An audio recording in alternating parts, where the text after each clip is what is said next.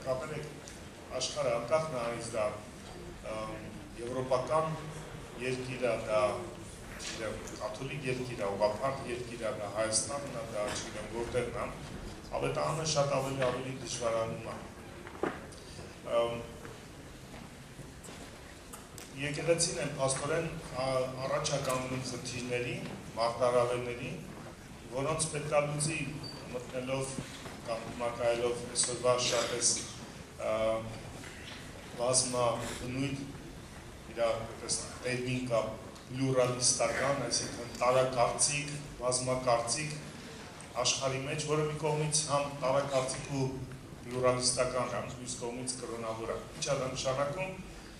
նկատել եք մի կողմից մեծ հետաքրքրություն կա դեպի գերբնականը, դեպի չերևացողը, բոլորը բան են նայում աստրալ այդ շարքության հորոսկոպի բաներն են, սուսուսը տեսնեն ռադիոյով կամ բոլորը լրացնում միատ տեսնեն իրանց հորոսկոպով ինչ ասում իրանց, կամ մեծ հոսք կա դեպի կախարդների, շամանների, թուղթուգիր բացողներ, իրանք նույնիսկ պաշտոնապես գրանցվել են, օֆիսներ ունեն, գործում են, կախարդները զարմանալի է,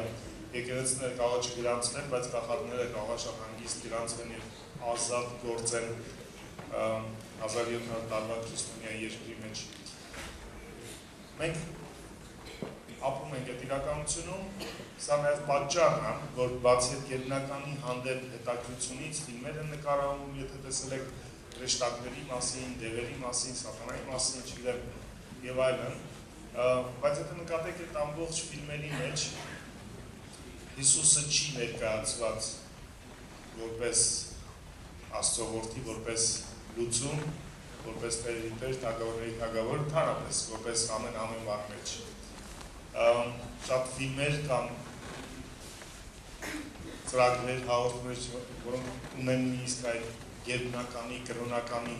դրսևորումը կամ երանգները, ընդհանրապես չեն անդրադառնում Հիսուսին կամ Աստծուն, կամ եթե նույնիսկ Աստված հիշատակված է, շատ այդպես թռուցիկ, որպես արարիչ, գուցե որպես հեղինակ, բայց անմիջական որևէ ներգաղացում կարծես թե չունի։ Ու խնդիրը կարողանալու է, որ մենք նման աշխարհի մեջ փորձում ենք ավետարանը տարածել, մեզ վերաբերվում են, կամ ավետարանը վերաբերվում են ևս որպես մի կարծիքի եղած իր կարծիքների մեջ։ Սա աշխարհի արդեն այդ պլուրալիստական կամ բազմակարծիք դրսևորումն է, որի ժամանակ բոլորն էլ ճիշտ են, բոլորը հավասարապես ճիշտ են, ուղղակի ամեն մեկը իր կողմից է այդ ճիշտը տեսնում։ Այս երկու խնդիրները մեզ մեր հիմնական երկու մարտահրավերներն են։ Իրոք մեծ հանձնարարականը, որը Տերը տվեց երկին գնալուց առաջ, ավետարան քարոզել բոլոր ստեղծվածներին, աշակերտել բոլոր ազգերը, ամեն, մինչև աշխարհի վերջը։ Ամեն, դա մեծ պատվերն է, մեծ հանձնարարականը, որի թե եկեղեցին ամբողջապես, թե մասնավոր տեղական եկեղեցին, ինչպես Ռեմա եկեղեցին, ինչպես մյուս եկեղեցիներն են, և թե նաև որպես անհատ քրիստոնյա մենք բոլորս պարտավոր ենք ամեն մեզ տրված շնորհքով ու հնարավորությունով ու արդյունքներով օգտագործել և կիրառել Տիրոջ մեծ պատվերը հանձնարարականը կատարելու համար։ Որև մի աստծոմարդ շատ լավ ձևի է դա դրել, ասել է մի վերջին պատվերը մեր առաջին պարտավորությունն է, իր վերջին հրամանը մեր առաջին պատասխանատվությունն է, առաջին անհանգստությունն է։ Ու մեր գործունեությունը, ցանկացած եկեղեցու մեր գործունեություն, դա կլինի բարեգործություն, դա կլինի փառաբանություն, դա կլինի պաշտամունք կիրակնելը, դա կլինի տնային խմբեր, դա կլինի որևէ ծառայություն, որևէ քայլ, որևէ հարաբերություն, ուզում եք դա ավետարանչություն կոչեք, ինչ ուզում եք կոչեք, բոլորը պետք է ենթարկված լինի, ենթադրված լինի, ուղղորդված լինի Հիսուսի այդ մեծ հանձնարարականի ներքո։ Եթե համաձայն եք, ասեք ամեն։ Հիսուսը չասեց, որ ավելի հեշտ կլինի աշխարհում, հակառակ Հիսուսը ասել է ավելի դժվար է լինելու ավետարանի համար։ Ինչքան վերջը մոտենում, այնքան ավելի դժվարանալու է ավետանի, իսկական ավետանի, իսկական քրիստոնեության իրականությունը։ Հիմա որն է մեր դիրքը լինելու։ Մենք երկու բան կանենք հիմա, մեկ խոսենք մեր վերաբերմունք ընդհանրապես գոյություն ունեցող իրականություններին, այդ տարակարծիքությանը, տարաբնույթությանը, բազմաթիվ, բազմազան նաև կրոնական կամ ոչ կրոնական հասարակական իրականություններին, որտեղ մենք կազմում ենք այս հասարակության մասը եւ բնականաբար ունենք որոշակի ընդհանուր պատասխանատվություններ եւ հարաբերության եզրեր, որոնց չեն կարող խուսափել։ Ընդհանրապես որևէ եկեղեցի, որևէ միավոր, հասարակական միավոր պետք է շատ բաց եւ ակտիվ լինի մնացած բոլոր հասարակական ուղղակների հետ։ Որևէ միավոր դա կլինի եկեղեցի, դա կլինի որևէ կազմակերպություն, եթե ինքը ենթակա է, եթե ինքը տենդենս ունի, հակված է առանձնացման, արդեն ինքնի բացասական եւ սխալ երևույթ է ֆունդամենտալիզմի այդ ծայրահեղականության դրսևորումը, որը առողջ չի կարող ունել անկախ նրանից, թե ինչպիսի ճշմարտությունն է միավորը։ Մենք այսօր շատ ականատես ենք նման շատ օրինակ կազմակերպություններ, օրինակ Եհովայի վկաների կազմակերպությունը, ես իրան եկեղեցի չեմ կոչում, իրանք էլ իրանց եկեղեցի չեն կոչում, օրինակ իրանք շատ հակված են առանձնանալու, կտրելու իրանց անդամներին հասարակական որևէ իրականությունից, շփումներից, հաղորդակցություններից, նույնիսկ իրանց հարազատների, սա պատճառը, որ իրանց արգելված է ծնունդ գնալ, նշել, հարսանիք, չգիտեմ, նոր տարի, որևէ տոնակատարություն, որը ընդհանուր հասարակական ուրախություն է ստեղծում, ենթադրում է միասնական մի տեղ գտնվելու, միասին նշելու, միասին ինչ-որ բան անելու իրականությունը։ Իրենց սովորեցնում են, որ ձեր իրական կույր եղբայրները մենք ենք, ձեր հարազատները իրակ կորած, մարմնավոր պետք չեն ձեզ, Եհովայի վկաների կազմակերպությունն է ձեր իսկական ընտանիքը, որ եթե նայեք իրանք սկսում են տարօրինակ դառնալ այնց այդ կտրվածության պատճառով։ Ձևերից մեկը մարդկային մտքի, խղճի, չգիտեմ, անձի վրայի կառավարման ձևերից մեկը իրեն կտրելն է մնացած մյուս սուբյեկտներից, անհատներից, որոնց միջոցով կարող է դրական ազդեցություն իրանց կյանքում, կտրելով իրանց, զալացնելով իրանց գնացած հասարակությունից, ավելի հեշտ է իրանց կառավարել է, ինչը տեսնում ենք այսօր շատ նման ծայրահեղ համայնքների մեջ։ Սա է պատճառը, որ քրիստոնեական եկեղեցին հակառակը, ինչպես Պողոս Առաքյալն ասում, բոլոր մարդկանցից ընթերցված բաց նամակ։ Մենք ասում ենք Քրիստոսի նամակն ենք երկրորդ Կորինթացիների գլխում, բոլորի համար բաց, ընթերցվելիք, ոչ թե փակ ծրարված, թաքցված, այլ բաց։ Սա նշանակում է, որ եկեղեցին պետք է հասարակական իմաստով շատ տեսանելի լինի, բաց, հասանելի։ Այդ ինչ ունենք թաքցնելու, այդ ինչից ենք կամաչում, հակառակը ինչ ունենք, ուզում ենք ինչքան շատ մարդ իմանա այնքան ավելի լավ։ Ամեն։ Որ մեզ ասում են, իսկ կարելի է ձեր հետ գացարը, բայ իհարկե կարելի որն է, մենք շատ ուրախ կլենք, որ դուք այցելեք։ Օրինակ եթե նկատել եք, դրա համար մենք չունենք հատուկ այսպես կոչված անդամական ծառայություն, որոնց մենակ անդամներ ենք բերում, եւ որ կունենանք հատուկ անդամների կարգավիճակներ, հնարավոր է մենք մոտ ապագայում նաեւ անդրադառնանք դրան, գուցե մյուս տարվա մեջ անդամակցության ավելի կոնկրետացված տարբերակի անցնենք, գուցե այդ ժամանակ եթե հարցեր կլինեն, որոնք կվերաբերվեն միայն անդամներին, թեև չեմ կարծում էլի միայն անդամների համար մենք ժողովներ ունենանք, մեր բոլոր ժողովները հիմնական բաց կլինեն բոլորի համար, ուղղակի գուցե միայն անդամները ընտրելու հնարավորություն ունենան կամ ինչ-որ հատուկ գործառույթների մեջ ներգրավելու արտոնություն ունենան, բայց ոչ թե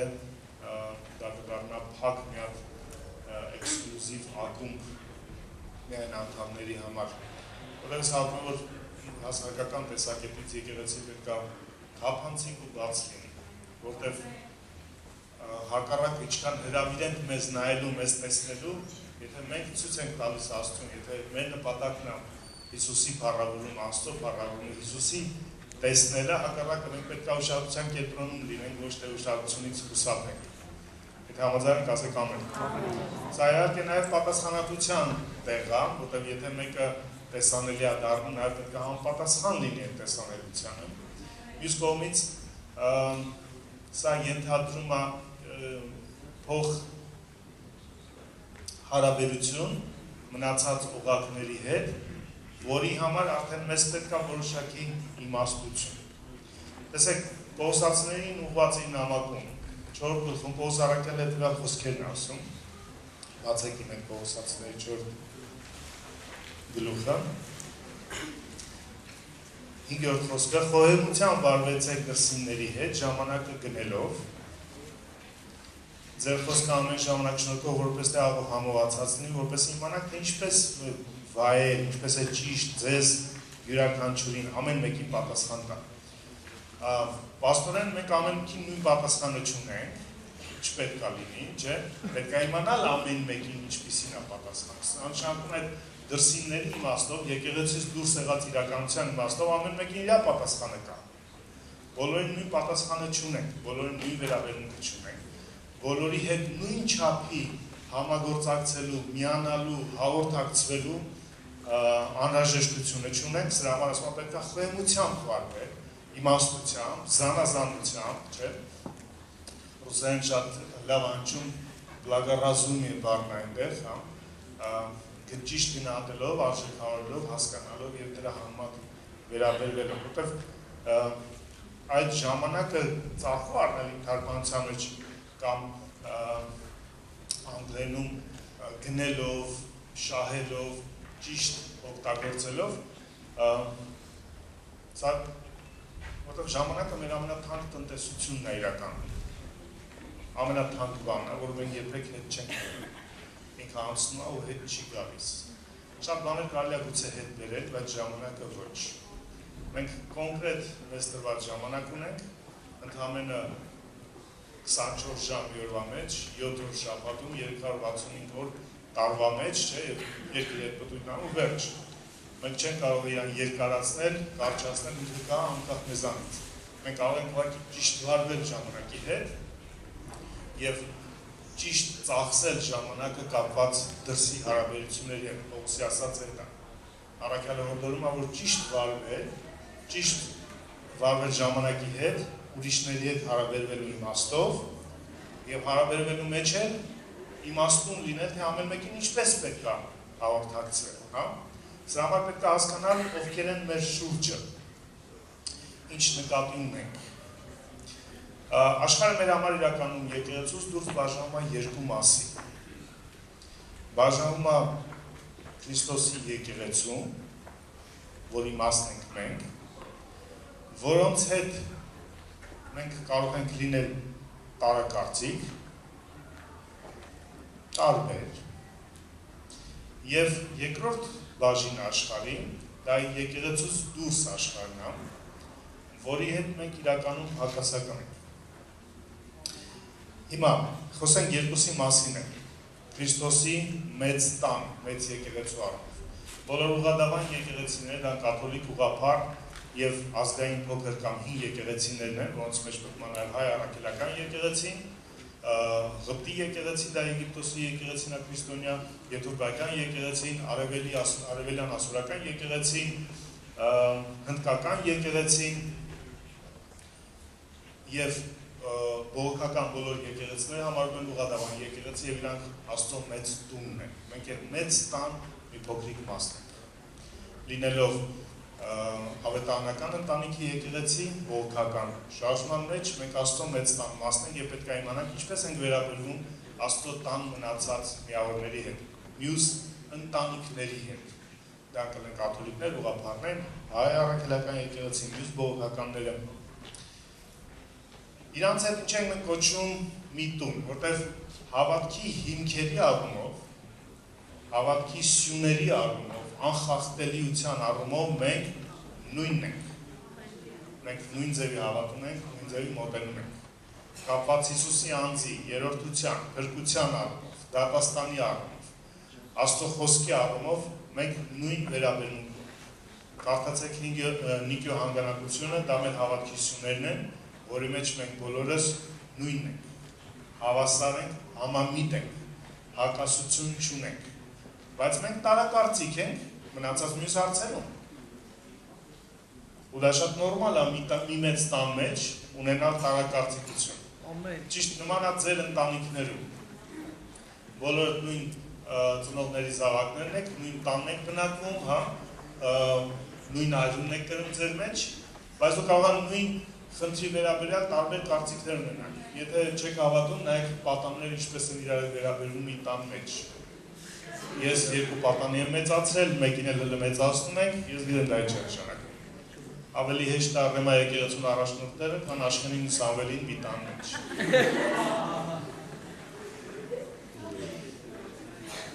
Բայց իրանք մնում են իրար հանդեպ կույր և եղբայր, մնում են նույն ծնողների որդիները, մնում են նույն տան զավակները։ Սա իրականությունն է, մենք տարակարծիք ենք շատ հարցերում մնացած բոլոր քրիստոնեական համայնքների եկեղեցիների հետ, դա կլինի մյուս ավետարանական եկեղեցիները, դա կլինեն կաթոլիկները, բայց այն հարցերում մենք ինչու մենք տարակարծիք ենք, դրանք այն էական հարցերը չեն, դրանք, այսպես ասած, եղանակ փոխող հարցեր չեն փրկության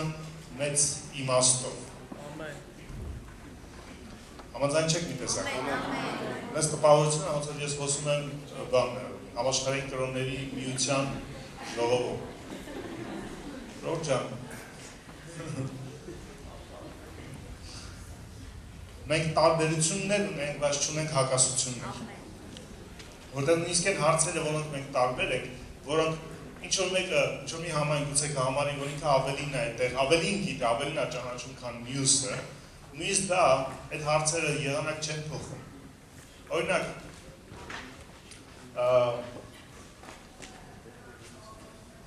Սուրբ Հոգու Մկրտության լեզուների նշանի,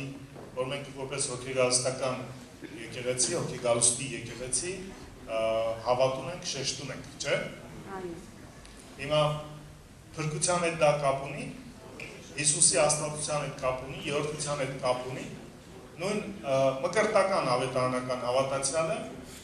նույն ձևի փրկված է, նույն ձևի հավատում է, նույն ձևի իր կյանքում Աստծո շնորհները կարող են գործել, չէ՞։ Եթե դու հավատում ես, որ ավելին ունես լեցունություն, մենք մի քիչ հեսա ավելի ուշ կասենք, ինչպես պետք է այդ հավատքդ ապացուցես։ Սուրբերի աղոթքը, կամ սուրբերին ուղղված աղոթքը, սուրբերի աղոթքը դա այս օրինակ որոնց որ արվեց, դա այդ աղոթքն էր։ Սուրբերին ուղղված աղոթքը։ Ետադենք ինչ որ համայնքներ, եկեղեցիներ ունեն սուրբերին ուղղված բարեխոսական աղոթքների պրակտիկա։ Ունեն կաթոլիկները, ունեն ուղղափառները, ունեն բոլոր հին եկեղեցիները, ունեն դա։ Դա նորություն չի, մենք չենք հորինել կամ նոր չի, որ առաջնում և իրականության։ Բողոքական եկեղեցիները չունեն սուրբերին աղոթք։ Եկեք նայենք մեր աստվածաբանության հիմքը, իրենց աստվածաբանության հիմքը այդ հարցում։ Մենք համարում ենք, որ միայն Աստված ամենուրեք, և իմ աղոթքն էստեղ երկրվա, միայն Աստված կարող է լսել։ Սուրբերը Տեր օրհնի իրանց, շնորհակալ ենք իրանց կյանքի, ծառայության համար, մեզ օրինակ լինելու իրանց արածի համար, այսպես ասած թողած հոգևոր ժառանգության համար,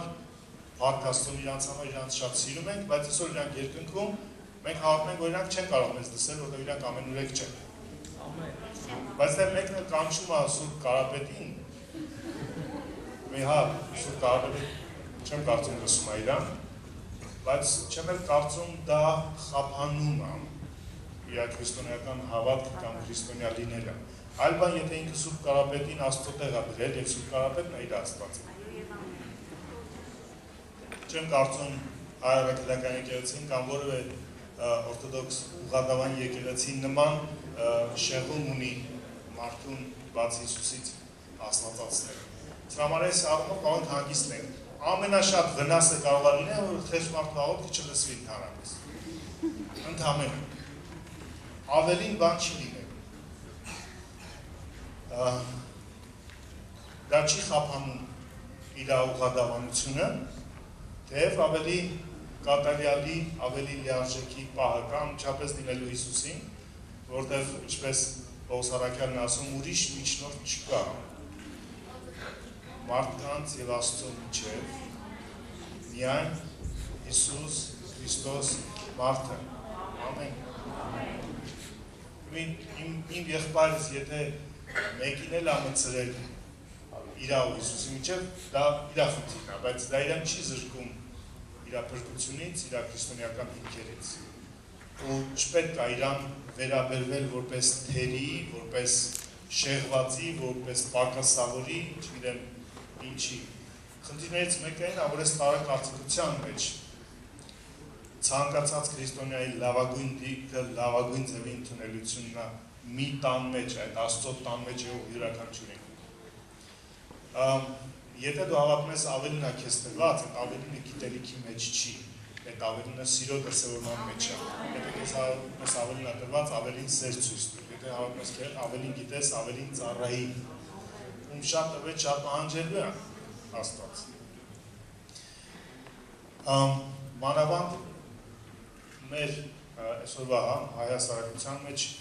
այն խմորումներ, այն դրսևորումները, որոնք մենք տեսնում ենք, կատարվում են թե օրենից դրական դաշտում, թե միջպետական հարաբերությունների մեջ, թե հենց պետության ներսում, մեզ ենթադրում են, որ մենք շատ ավելի հիմա գնալու ենք շփման, ուզենք թե չուզենք, միջեկեղեցական շփման, միջհասարակական շփման, եւ դրա համար եկեղեցու ամեն մարդ պետք է այսպես ասած պատրաստ լինի, կոփված լինի, հասկանա ինչպիսին է լինելու իր հարաբերությունը մնացած սուբյեկտների հետ։ Կապված դրսինների հետ հիմա։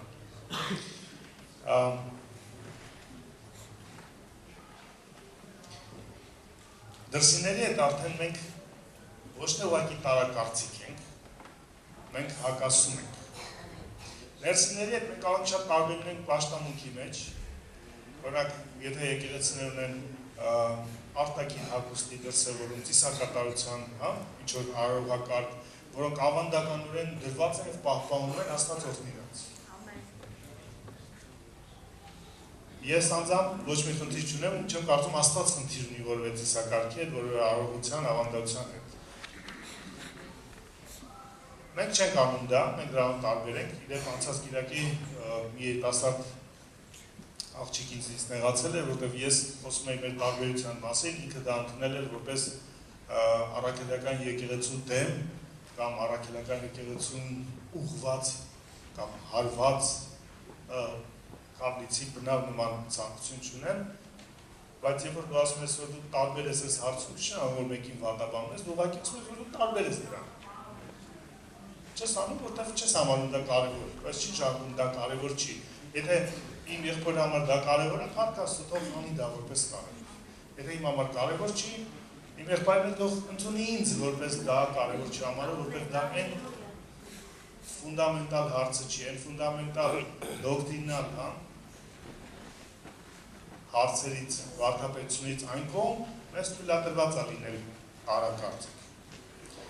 Պողոս առաքյալը նույնը միտք հետևյալ ձևին ներկայացնում է հռոմեացիների թղթում 10-14 գլուխներում, երբ որ ասում է, նա որ ուժեղ է միս ալտում, նա որ տկար է, բանջարատում, բուսականություն ալտում։ Ուժեղը թույլին թող չանարգի, թույլն էլ ուժեղին թող չդատի։ Ամեն մարդ թող իրան միտքը հաճեցնի, ու ամեն մեկ իրան տրված հայտնության համեմատ ու հավատարիմ թող քայլու, ամեն ինչի մեջ սեր ունենան իրար նկատմամբ, թե ուժեղը թե թույլը։ Դա համար մենք կարող ենք արտաքինից շատ տարբեր լինել, ծեսերի մեջ, վերաբերմունքների մեջ, ծառայության կազմակերպման մեջ, բայց հիմքերի մեջ մենք նույնենք չենք հակասում։ Բայց մնացած դրսինների հետ մենք կարող ենք մի շատ նման լինենք արտաքին ծառայությունների մեջ, ձևերի մեջ, բայց մենք հիմքերում հակասում ենք իրար, հիմքերում ենք տարբեր իրար։ Հիմա ինչպիսին է մեր վերաբերմունք լինելու։ Առաջին հերթին, այսօր դա շատ գործածող տերմին է,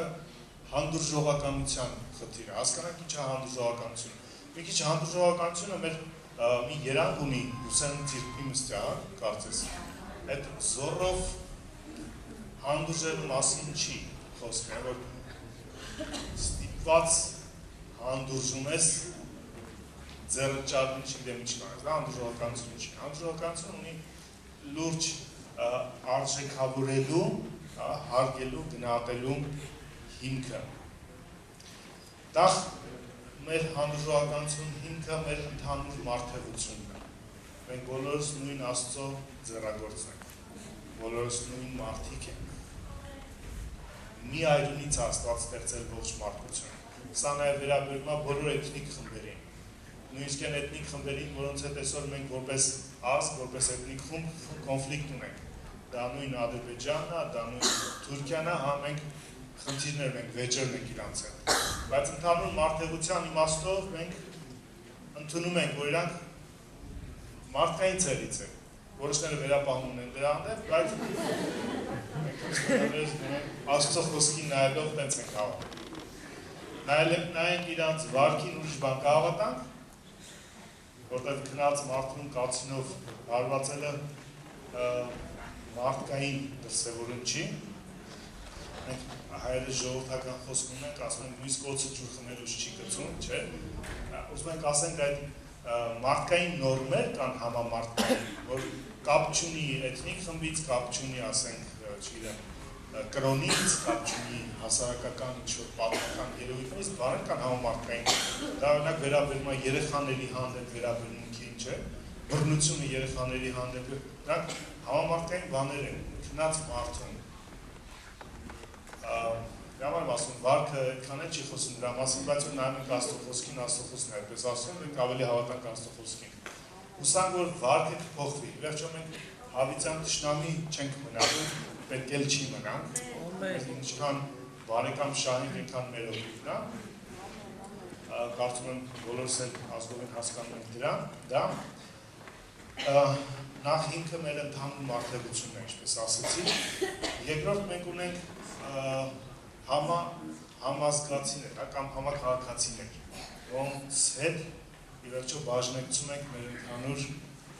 հայրենիքը, չէ, այն պլանետան այդ համամարտկայինն է։ Հիմա մեր պետությունը, մեր հայրենիքը, Հայաստանի Հանրապետությունը։ Մենք քաղաքացին ենք Հայաստանի Հանրապետության, որոշները Ֆինլանդիայի այստեղ նստած, ամեն քույրիկը Տաջիկստանի էր, ամեն մեկը ունի ի վերջո քաղաքացիության պատկանելությունը, թե ազգային, թե պետական իմաստով։ Եվ մենք բաժնեկցում ենք, օրինակ մոտ 3 միլիոն հայերի հետ բաժնեկցում ենք Հայաստանի քաղաքացիությունը։ Ու քանի դեռ բաժնեկցում ենք, իջև ասում քանի դեռ, որտեղ որոշները մտադիր են այլ քաղաքացիությունների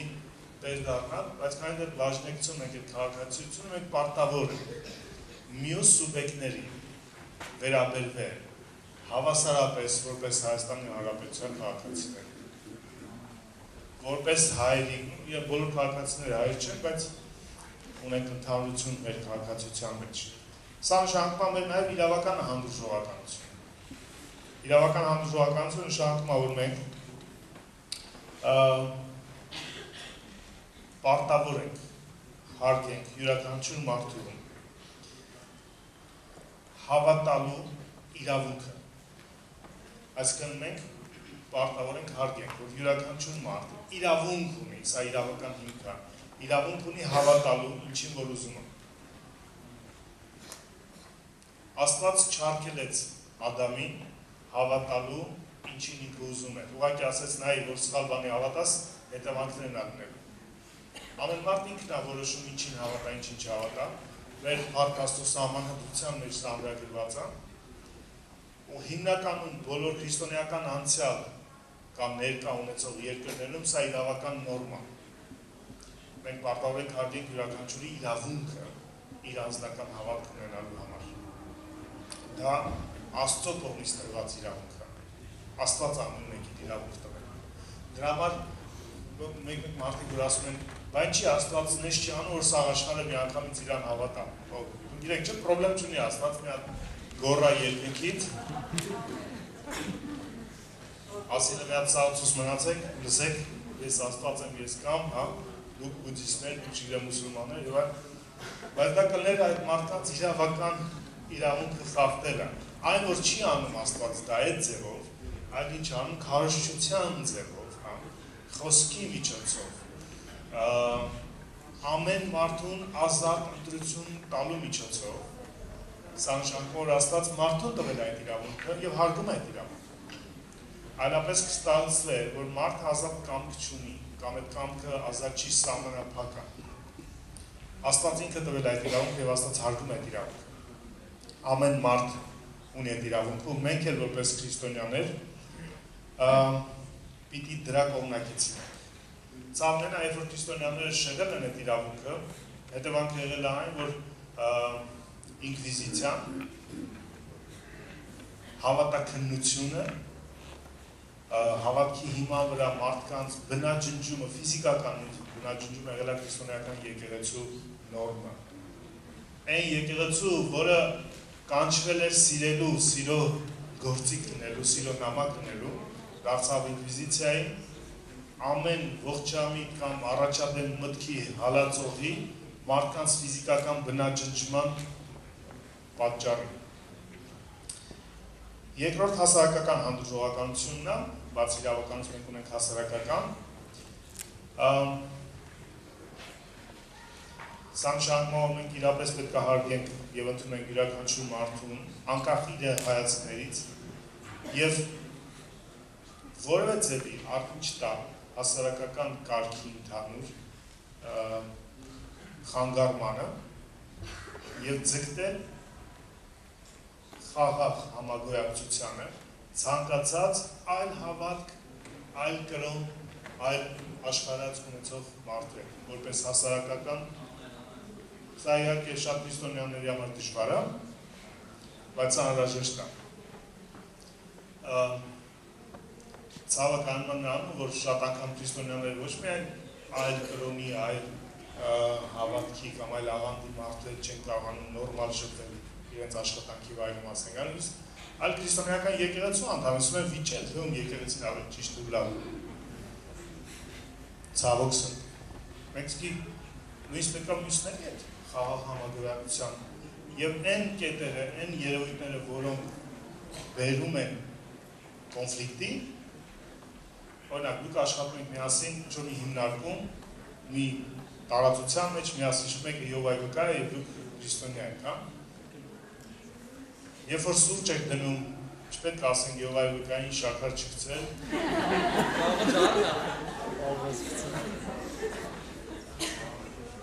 Հասկանում եք ինչու։ Վերաբերվել իրենց հավասար որպես հասարակական։ Որևէ ձևի մարդու նույնիսկ եթե ինքը սխալ է հավատում։ Մենք գանք դրան, դա գա նաև մեր այսպես կոչված ինտելեկտուալ հանդուրժողականությունն է, կարողանալ հարգել ուրիշի կարծիքը։ Այստեղ հայերս մենք ամենաշատն ենք կաղում, որտեղ մենք ոչ մենք հավատում ենք, որ մենք ամենաճիշտն ենք, այլ մենք հավատում ենք, որ մյուսները պետք է անվերապահորեն ընդունել այդ ճիշտը լինելը,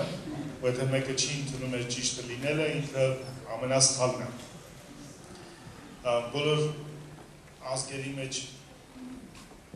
բժիշկը հատուկ մասնագիտություն մենք կոչում ենք իրան քիթ կոկորտ, չէ՞։ Ռուսներում ինչպես է։ Մուխը գորլոնոս, մարդը նախ լսում է, հետո է խոսում, հետո եթե դուր դարձեն քիթը խոթում ուրիշի գործում։ Հայերի մոտ հակառակն է, քիթ կոկորտ, նախ մեր քիթը խոթում ուրիշի գործում մեջ, խոսում ենք ու չենք էլ լսում, ականջ չենք էլ լսում արդեն չասում։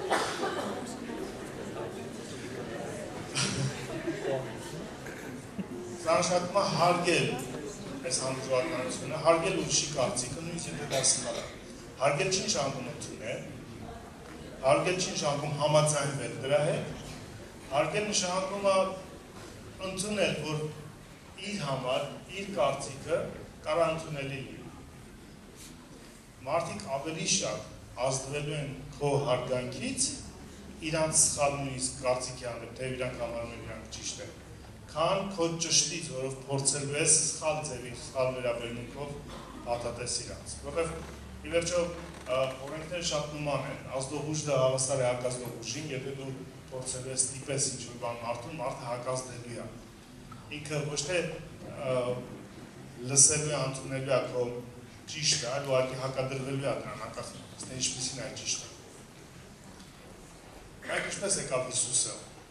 եկավ պարտադրեց իր ճիշտը։ Եկավ սկսեց խոսել, նախ ապրեց, չէ՞ մարդկանց հետ, դարձավ իրանց պես, նմանվեց իրանց, որևէ դիրքային առումով չտարբերվեց, Սկսեց ամենացածրից, մարդկային հասարակության ամենաներքևի շերտից։ Մոտ 30 տարեկանում սկսեց ծառայել, ինչ էր անում, խոսում էր, ժողովրդին, ասեց խոսել, հետո ցուցադրել արքայությունը, ու այն ինչ որ ինքը խոսում էր, ով էր ինքը եւ ինչ որ ցուցադրում էր, սկսեց գրավել մարդկանց։ Ինքը չգնաց որևէ մեկի տուն ասեց նայեք, կամ ինձ կընդունեք, կամ դուք գնաք դժոխք։ Եթե կարծում են Մատթեոս Ավետարանը ինչից է սկսում իր քարոզչությունը, ինչից է սկսում, Երանի հոգով աղքատներ, Երանի սրբազան, Երանի։ Դա դրական խոսք էր, չէ՞։ Դրական բանով, Երանի սրանց։ Չեք ասես դուք սխալ եք այս հարցում, դուք սխալ եք այն հարցում, դուք սխալ եք այն հարցում։ Դե Հիսուս սկսել սխալներ թվարկել, կարծում եմ լիքը մարդ սխալ գներ այս երկրի վրա։ Բայց ինքը չի սկսում սխալներից, ինքը սկսում է Երանից, սկսում է դեպի ճշմարտությունը։ Ճիշտ նույն ձևի մեր հանդուրժողականությունը մարդկանց հանդեպ պետք է ոչ թե ուղղակի պարտադրելու իրանց մեր կարծիքը համարելով մենք ամենաճիշտն ենք, հարգել իրանց կարծիքը, ու մարդը պետք է անկեղծ հարգանք տենա։ Մյուս կողմից ցուցադրել ճշմարտությունը։ Ճիշտ է, ցույց տվել ճիշտ է։ Քննարկել, առողջ, ոչ թե բանավիճել, անպայման ճիշտ դուրս գալու, վերջում հաղթելու այդ բանով, այդ բոքսի ռինգ չի, որ ինչ-որ մեկը ընդերից պետք է հաղթող դուրս գա մյուսը նոկաուտի մեջ ընկնի, դու համարես տեսակ, որ շշպռեցի, հաղթել եմ։ Դու կարող մի հատ լավ արտահայտություն կա, որ դու կարող ես հաղթես բանավեճը, բայց կորցնես բանավիճովին։ Եվ կարելի է պարտվել բանավեճում, դիտավորյալ, բայց հաղթել բանավիճովին։ Պարտվել ոչ թե ասել հա դու ճիշտ ես, ես սխալ եմ, դա չի պարտությունը։ Կարելի է գալ մի եզրանկման, որ թողել մարդուն քո ասացածով, եթե չհավատացեք, զորությունը սերմ ցանողի մեջ չի, զորությունը սերմի մեջ է։ Ասեցիր ճշմարտությունը, համբերի, դու սերմը ցանեցիր։ Մի սերմի հատիկը, ունա կա, քարեր ճեղքելու, տեսնեք ինչպես ասֆալտը ճակում դվից ծիլա դուրս գալիս։ Իսկ դες ինչի է թվում, որ Աստծո խոսքը ուժ չունի իր մեջ ծլելու մարդկանց կյանքում։ Ինչի է թվում, որ մեր վեճի, մեր ձայնի բարձրության, մեր չգիտեմ ինչն է ճեղքելու ճամփա բացելու իրանց կյանքում։ Հակառակը դա ավելի շատ վնասելու է։ Հեզությամբ, համով, հարգանքով, ձեր խոսքը աղով համովածած ներած պապալոս, ասված խոսքը ավելի մեծ ազդեցություն է գործել։ Ասեցիք թողեք մարդու հետ խոսքի հետ, մի վիճեք։ Լսեցի իր կարծիքը, ասեցի շատ, հիմա իմ կարծիքն էլ սա է։ Ասեք քո կարծիքը մի վիճի, մի պնդի, քննարկի։ Քննարկի նշանակում ինչու ես դու այդպես հավատում, ինչու ենք հավատում։ Ծավալ եւ հանդիպում ենք մարդկանց, ովքեր ունեն հարցեր, տալիս ենք իրանց պատասխաններ։ Մարդիկ, ովքեր պատասխաններ ունեն, հարցեր են տալիս։ Ոչ թե մենք ասում ենք, չէ քո պատասխանը ես պատրաստ պատասխան եմ տալիս իրան, չպետք է հարցեր տա։ Ինչու՞։ Որտեղ ճշմարտությունից բացի, ճշմարտությունը միակն է բացարձական, ճշմարտությունից բացի մնացած ամեն ինչը սուտ է։ Սուտի մեջ կա տրամաբանական սխալ, որը մարդը կարող է չի ընկալել, դրա համար ինչ որ ճիշտ են իրան փոխանցել, ինքը տենց ճիշտ հավատում է։ Ասել են, որ մարդը կապիկից է առաջացել, ինքը տենց հավատում է։ Չնայած վերջերս մեկը պնդում էր, ասում է կան մարդիկ, ովքեր կապիկից են առաջացել, տենց էլ գիտեն ու հավատում են այդպես, եւ կան մարդիկ, ում Աստված ստեղծել, իրանք գիտեն ու հավատում են այդպես։ Պետք է հարցեր տալ, եթե մարդը պատասխանում է։ Բերել ընդհանուր քննարկման, հավասարապես։ Ոչ թե կանխավ արդեն, որ ես ճիշտ եմ ամենալուր սխալ ես այդ դիրքով, այլ արի հավասար, հա, ինչ որ չափանիշներ որոշել, որ իմ վրա ստուգ են։ Նայեք, միթե մենք ունենք ողջ ճշմարտությունը ու մնացած ոչ ոք չունի որևէ ճշմարտություն։ Ոչ։ Աստված բոլորին տվել է ճշմարտության շրջան։ Ընդհանուր հայտնության միջոցով, մարդկային խշմտանքի միջոցով, մարդկային մտքի անալիտիկ պրպտող մտքի միջոցով վերջում մարդիկ ունակ են հայտնաբերելու ճշմարտությունների ինչ-որ չափ, արարման, կյանքի, արժեքների, հավիտենության, հոգու գոյության եւ այլնի վերաբերյալ։ Եվ կարելի է հենց այդ կանոնների, հենց այդ հայտնաբերված իրանց մեջ եղած ճշմարտությունների ընդհանրության հիման վրա շարունակել երկխոսությունը։ Օրինակ, մահմեդականների հետ, մուսուլմանների հետ մենք շատ ընդհանրություն ունենք։ Օրինակ, հավատում ենք, որ Աստված արարիչ է, նույն արարիչին են հավատում են, որ մեկ Աստված, հավատում են մարգարեների, հրեշտակների, դատաստանի։ Մենք լիքը Հիսուսի գոյությանը, ֆիզիկապես, մենք լիքը ընդհանուր հիմքեր ունենք։ Այդ ընդհանուրի հիման վրա, նախ ճշտել որ այդ ընդհանուրը, այդ ընդհանուրի հիման վրա գործել դեպի այն ինչում հակասություն ենք։ Եթե մեր նպատակն է ի վերջո այդ ոչ թե որ մենք ճիշտ լինենք, այլ ինչպես սկզբում է ասում մեր նպատակը մեծ հանձնարարականի կատարումն է։ Մարդկանց վերել դեպի Տերը։ Հիմա Աստվածաշունչը լիքն է օրինակներով, երբ որ տարբեր կարծիքներ, տարբեր իրարամերժ հակասող խնդիրներ բերվել են իրար առաջ, Աստծո առաջ համատվելով։ Թող իմ կարծիքն էլ, քո կարծիքն էլ դրվի քննության, թող իմ կյանքն էլ, քո կյանքն էլ դրվի քննության, իմ տրամաբանությունը, քո տրամաբանությունը դրվի քննության։ Պետք չի վախենալ այդ քննությունից,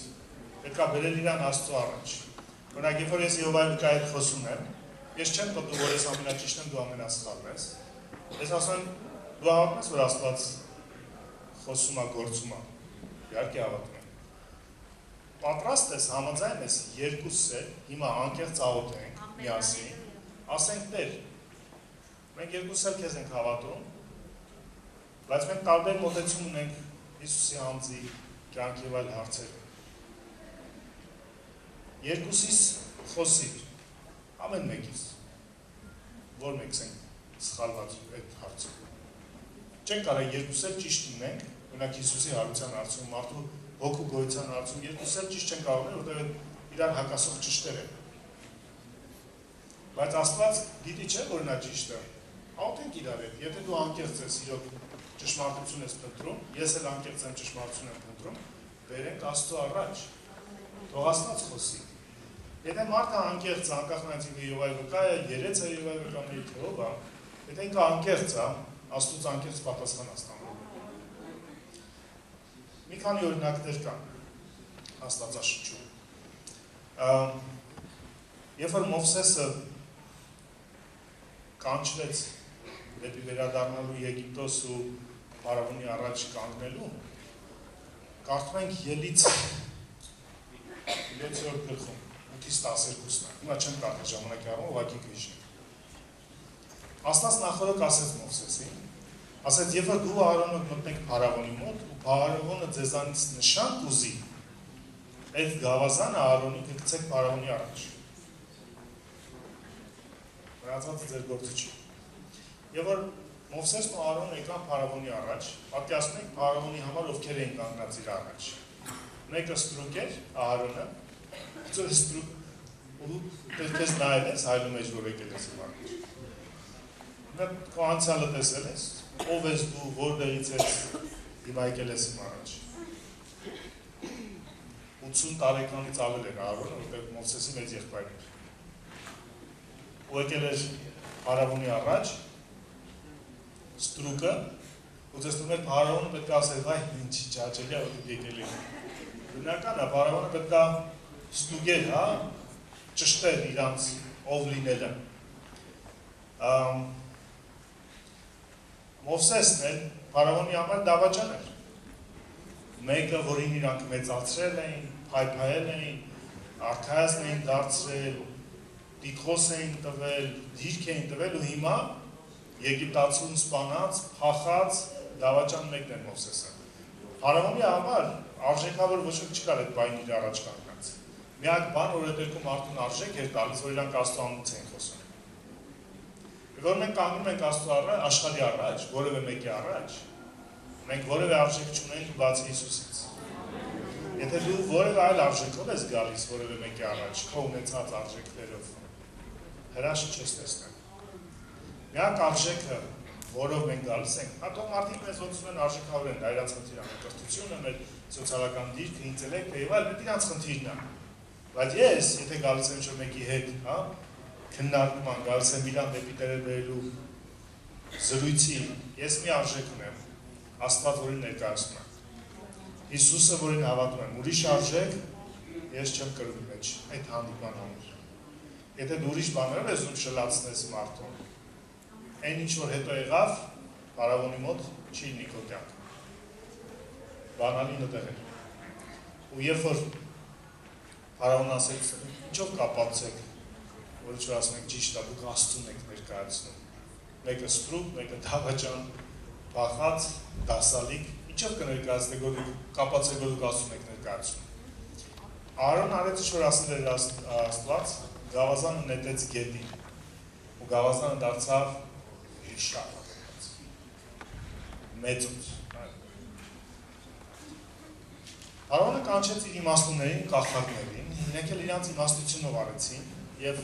իրանց գավազանները նետեցին, օձ դարձավ։ Իստեղ մի ուղղակի մեջբերում եմ, տենց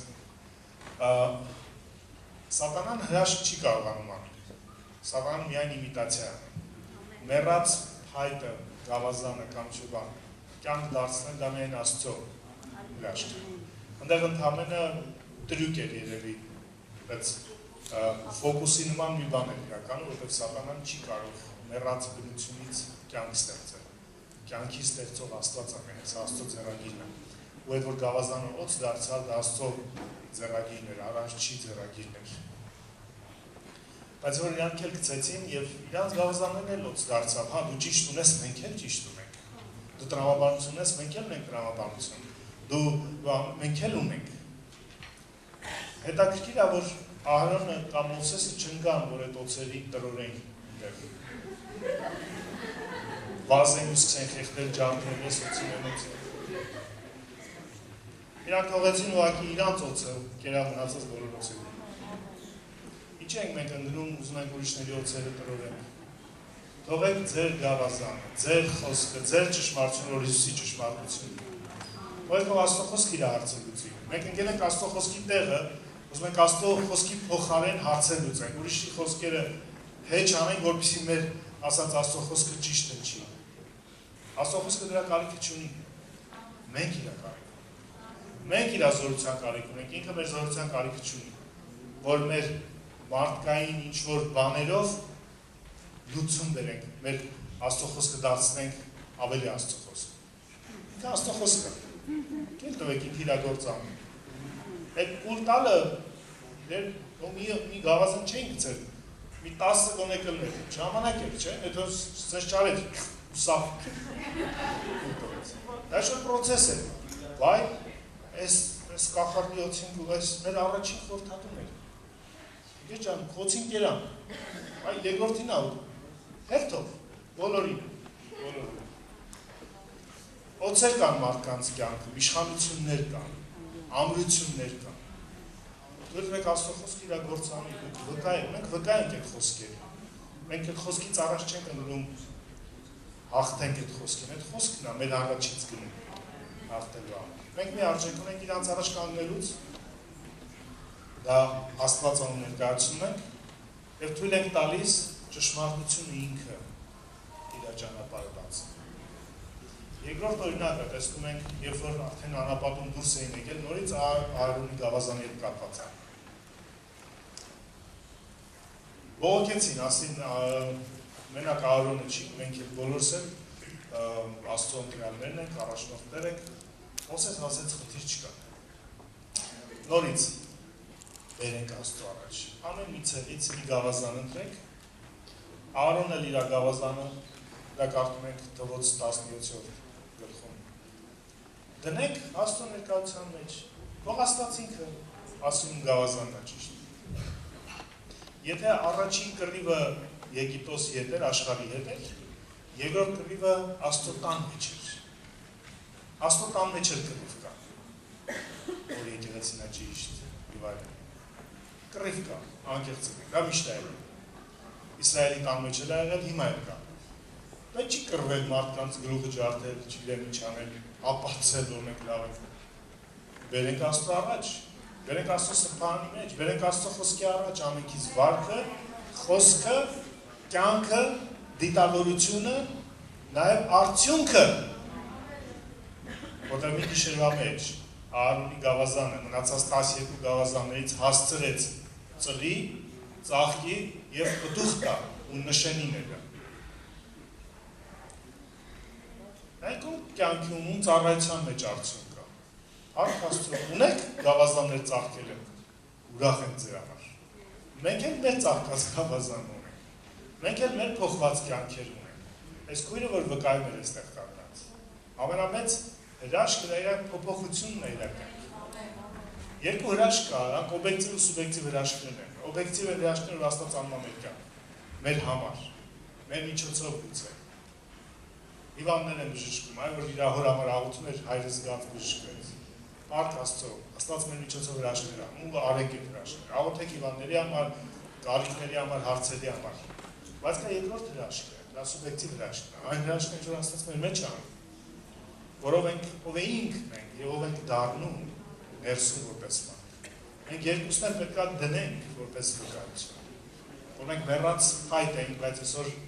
Քրիստոսով կենդանի ենք, մենք ուրիշ ենք։ Բերենք Աստծո առաջ, պետք չի կռվել մարդկանց հետ։ Ոչ աշխարհում, ոչ Աստծո տան մեջ։ Պետք է բերել ուղղակի Աստծո առաջ, Աստծո ճշմարտությունը, Աստծո զորությունը, Աստծո խոսքը ունի իր ձևերը ճանապարհ հարթելու համար։ Եվ վերջում մեր բոլորիս հաշիվը մի օր իր առաջ տրվում։ Պողոս առաքյալը երկրորդ Կորինթացիների 5-րդ գլխում ասում է 9-10 ասում է Տիրոջ վախը, Տիրոջ ահավորությունը իմանալով ինչ ենք անում, մարդկանց համոզում ենք, խաբրով համոզում ենք, որտեղ ամենից էլ պետք է Քրիստոսի հայացանի առաջ կանգնենք։ Չի ասում մարդկանց վախացնում ենք, Տիրոջ վախը իմանալով մարդկանց վախացնում ենք։ Տիրոջ վախ իմանալով, ահավորություն իմանալով, որ իրանք դատաստան տա ամեն մեկը ու մենք է։ Ինչ ենք անում մարդկանց, համոզում ենք այդ վերաբերմունքը մարդկանց։ Մեզ վախեցնում Աստծո ահավորությունը, բայց մենք ինչ ենք անում մարդկանց, կաղցությամբ, համոզելով, սիրով, շնորհքով, թույլ տալով, որ Աստծո ճշմարտությունը գործի իրաց կյանքում։